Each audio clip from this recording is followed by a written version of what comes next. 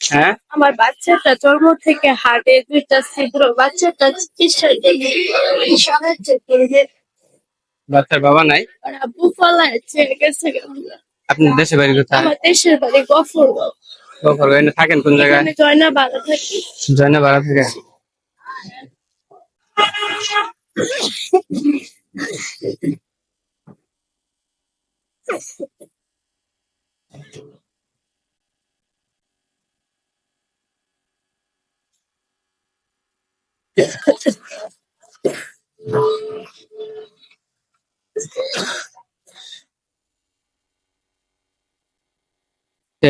এনে কিছু টাকা দিলাম,